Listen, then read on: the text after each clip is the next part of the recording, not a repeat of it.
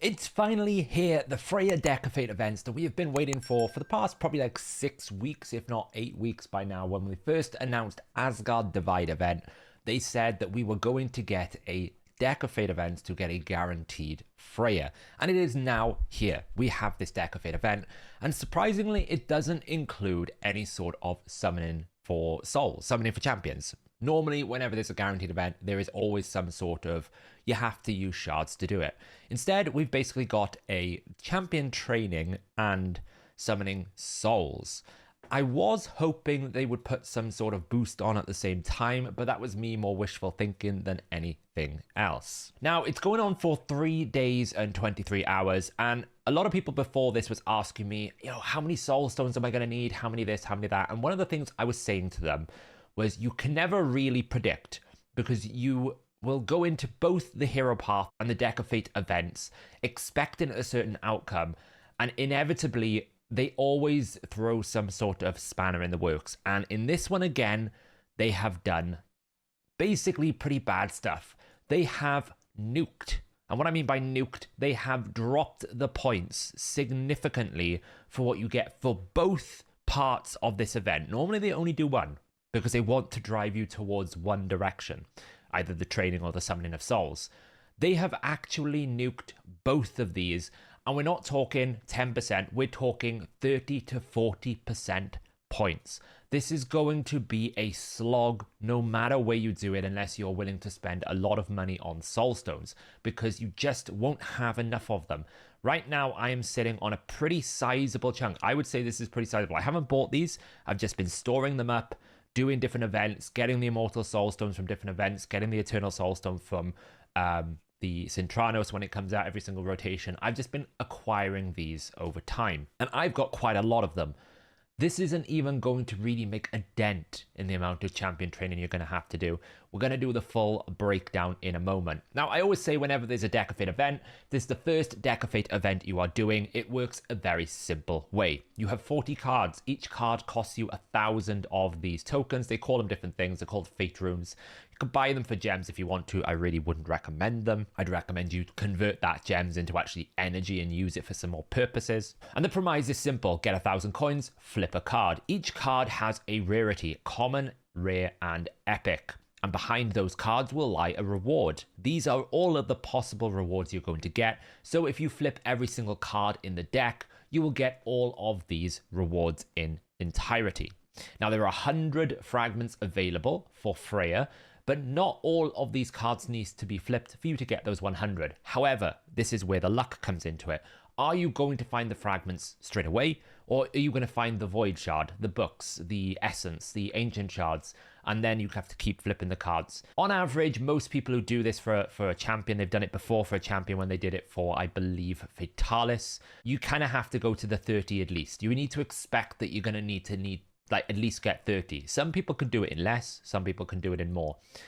Now, they did say at the start of this news announcement, we can see here, they have said that there's going to be 4, 5, and 9, okay? And 1 fragment under 15 common cards. So actually 10 fragments behind 4, so 40 will be behind 4 cards, 5 will be behind 9, and 1 will be behind 15. So we actually need to flip a minimum, an absolute minimum of 28 cards of the 40, right? So even if you get lucky, the cheapest it's going to take you is 28, which is 28,000 points.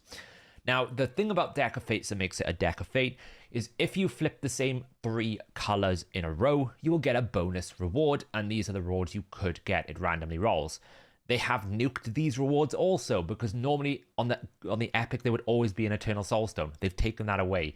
There's normally an extra reward. Now, I will say that actually the Sacred Shard, the 500 gems, and the Mythical Tome is pretty good.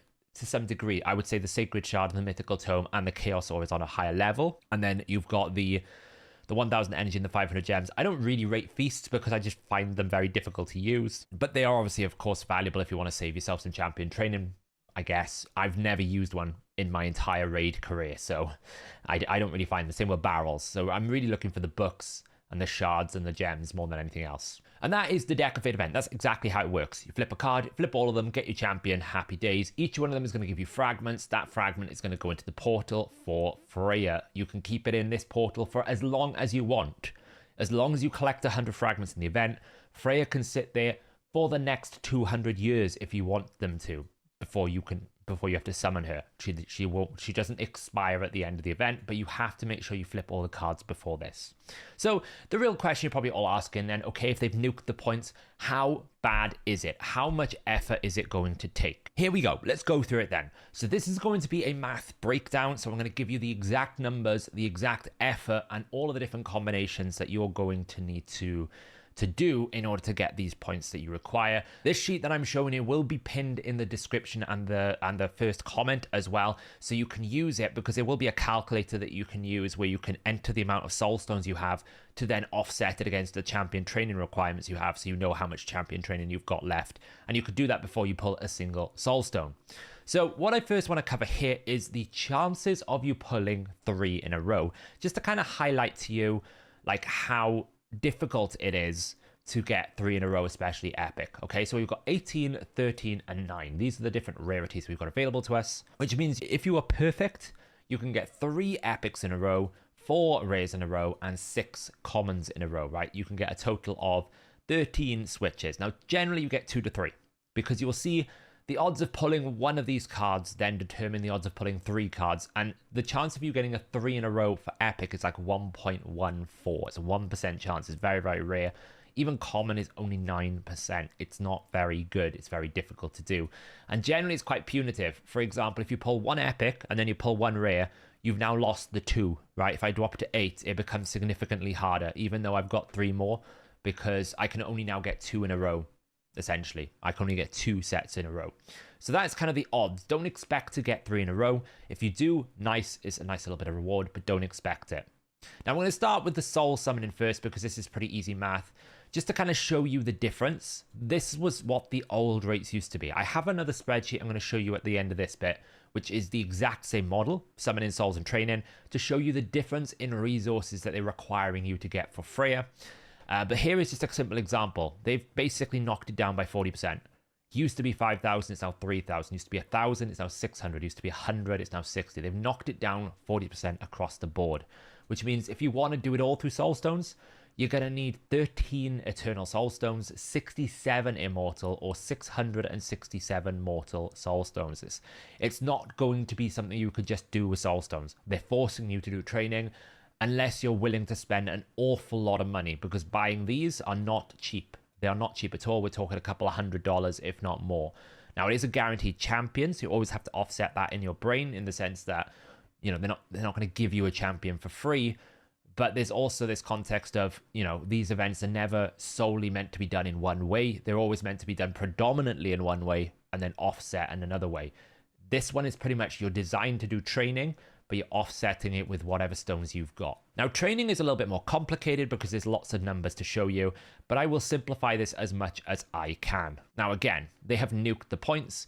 This used to be 300 for rank 6 upgrade. It's now 200. So it's about a 33% drop. For example, leveling a rank 6 used to be 8 points. It's now 5 points. They have dropped it quite considerably. All of this you do not need to worry about. This would be as if there's a dungeon divers associated with the event. It's not, so we ignore all these points here completely. Now, what we are going to do is we're going to partially level the food. And what I mean by this is we are going to partially level the champions we are going to feed to upgrade champions. So when I get a rank 3 champion, before I feed that rank 3 champion to make a rank 4, I'm going to level it to level 10, because it is efficient from a resource and energy point of view to partially level that, then go and make another rank 4 from those rank 3s. When it gets to rank 4, we take it to level 15. When we get it to rank 5, we take it to 21. Now, these levels are a bit subjective. You can sometimes go a little bit higher because it depends on how many campaign runs you do if you're going to do it in campaign. If you're using the Forge Pass and the Raid card, then often you will end up with like level 11, level 12. Sometimes you only do one run. Depends if you do Nightmare. There's lots of different subjective things, but generally speaking, if you're doing it with brews, it's normally like 2 brews for rank 3, 3 brews for rank 4, 4 brews for rank 5, or 6 brews for rank 5, give or take. these are the levels you want to hit generally. These are the efficient levels that I find. And I'm sure there'll be somewhere out there that says, you know, you can get like 1% more efficiency if you go to one more level. It's subjective, but this is a good ballpark. One thing I would never recommend you do is rank 2s. Rank 2s just cost you energy. You don't get enough points for leveling a rank 2. It would cost you energy. And actually what we need to assess is whether or not rank 3s would be the same, because they have dropped the points down. Normally the points here would be 2. It's actually 1. So we're going to have a quick look at that as well before we summarize this. So what we basically do then is we have 2 paths to victory. We either make a champion, which would be taking a champion all the way through from rank 2 to rank 6. That would be like, say like we need to make a rank 6 because we want to use that champion. That would be making a champion, a rank 6. Or we might be preparing for making a champion in the future. We're making food, which means we're making rank 5s. Generally speaking, it's more efficient to make food, rank 5s, than it is to make champions at rank 6. But what we do is we work out how much experience we're going to get, how many points totals we get in total based off the way that it multiplies off these numbers, how much experience we need, and then we can run it against 12-3 in Brutal. Most people run stage 12-3 in Brutal because you get more silver for the shields, or 12-6 if you want to run Nightmare. The reason why we run 12-6 in Nightmare, for some reason, the defense numbers on 12-6 are about 25% any other stage in Nightmare. So it's significantly easier to farm. Most people will run 12-6 in Nightmare, not any other stage. Now, Nightmare is more energy efficient. It is more time efficient. But one big thing that you will lose, especially when you're doing these massive amounts of champion training events, is the mystery shards. You will find you will run out of mystery shards if you just do it through Nightmare, unless you have a big stockpile. Normally, I think when I did Alatri and I started with like 3,500, I was on 1,000 before I even got 50% of the way through it. So you have to drop back into Brutal unless you're sitting on a large mystery stockpile. So keep that in mind. Mystery shards are a big deal, but Nightmare is more efficient. So we can basically pull these numbers in, and what we do is we work out how many runs we need to achieve the experience we require to get the different things. So you need about 3.5 million experience to get a rank 2 to a rank 5. That's also including the rank 3, the rank 4, the rank 5, the whole process, partially leveling everything. Otherwise, you need about 20.8 million here as well. And this is all based off the numbers and calculations here. So what it works out generally, if you want to complete this, if you want to do it by making champions, then you're going to need about 5 rank 6s in total. If you want to do it by making food, you're going to need 25. It's going to be a slog. Now, the easiest way to summarize this is in this view here. This is the calculator that you can use to basically offset your own shards, right? You can set this at a very basic level. And we can see if you just want to do it through champion training, we're talking 30,000 energy. You can see what I mean by it's slightly more efficient for you to be running food rather than champions. We're talking, actually it's a lot when you're looking at these big numbers.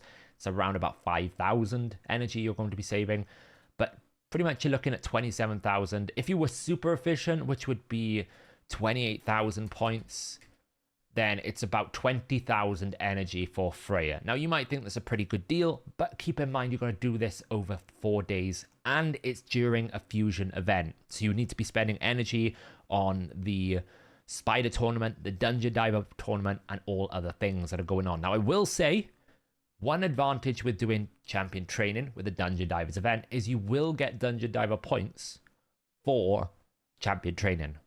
So if you need to do the Dungeon Diver events, then you will double dip somewhat, but it's still going to be it's going to be a long slog.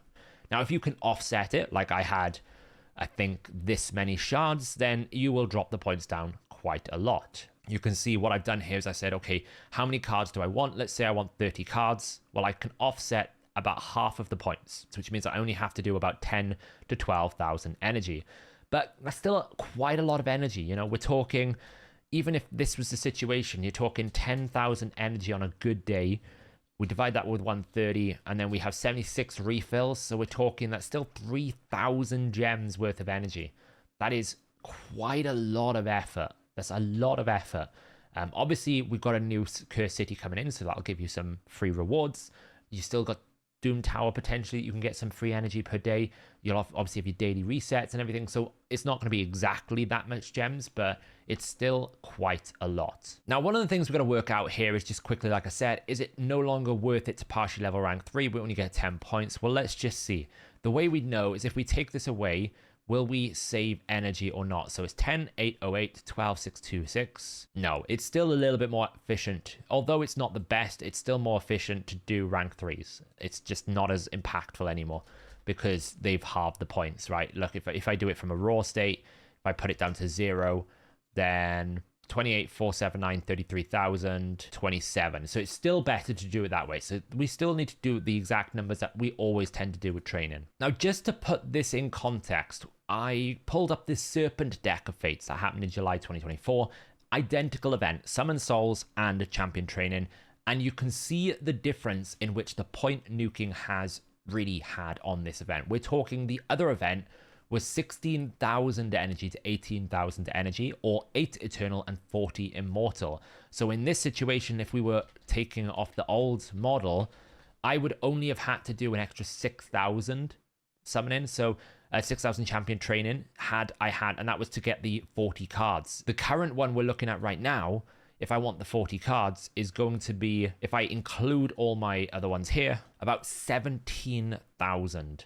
17,000. So we're talking nearly 3 times as much champion training I'm going to have to do because of what they've done to the point totaling and the way that you generate points in Asgard Deck of Fate. So there you go. That is the event. I will say it's not great in terms of what they've done here. They have really made this the worst possible situation. Firstly, they've put it during a fusion. I don't really understand why they couldn't put it at the end of a fusion when everyone was clearly waiting for this event. You know, you had people asking player and support, when's it going to come?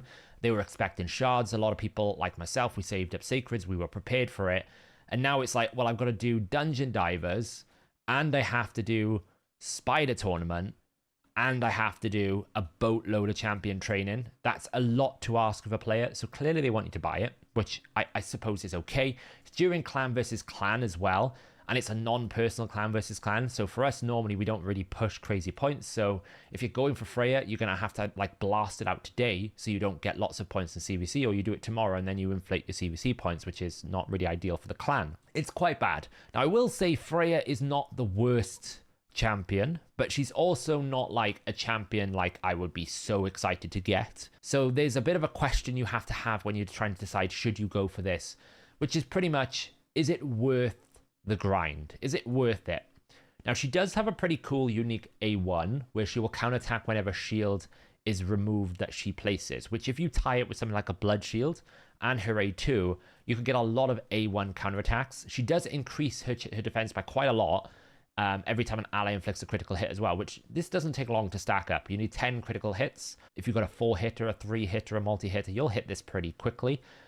This passive is not bad, but it doesn't really stop a multi-hitter, right? If you get hit multiple times, it doesn't really stop that. It just stops the one-hit wonder, like the Baron. It's very good at stopping a Baron, not very good at stopping someone like a Constantine A2 or someone like a Quintus A1. I'm trying to think of different champions like at the moment, like Jorgid, for example, is not going to do a very good job at stopping. Anyone who hits multiple times, this doesn't protect you. But it does give you an instant turn, so it can catch people off guard. The rest of the kit is pretty much support level. Remove all debuffs, place block debuffs, fill 20% on a 3-turn is great. A shield based on her defense. It's a pretty good shield. Not too bad. It is just a increased defense and a shield. And her damage is okay, but she only hits once. So potentially it's not bad. The provoke is only a 35. What is this? A 30. It is a 45%. It's a 40% AoE, but for Hydra where you really want it, probably not so great. Pretty good wave clear. Anyone who's in the mid game that can do this, I would recommend, because she is a very good carry. One of the good things she would be for using is in Finite Hard, right? You'd put her in Faultless Defense, you'd give her increased defense, you get shields, you don't have to run a shield set, you make her go first before the boss, put this up, your team survives, she instantly comes in, and off you go. Would be pretty strong. Granted, Martyr is still better because of counterattack, but you know, you're probably going to break those shields, so she would at least counterattack to get you an extra hit. Could be quite good. So if you don't have a Martyr, she's kind of a good finite. But I really think it's up to you. It depends. If you're not going for the fusion, this is a much easier decision because the fusion events don't bother you. I'm currently doing the fusion, so I have to balance my workload off this. I will probably go for her because I'm a filthy collector and I can't help it. And I do have a pretty healthy start with these shards. Although it's not a boost, I'm not really overly fussed. Yes, the boost on Immortal Soul Stones are pretty good, but in the end of the day, these are what these stones are for these events. A guaranteed champion is always going to be worth more than a bunch of 3-star souls for rares that I don't need. So I will probably go for it. We will probably do it over the next stream windows as well, because this is going to be a hell of a grind, because it's still going to be a lot of champion training. It won't be as bad as Alatrian. That one is still cursing me to death, but it will be a grind no matter what you do. Let me know in the comments below, guys, how are you feeling about this? Are you going to go for it? Were you planning on going for it, but now because of the way you've seen the points come out, you've decided against it?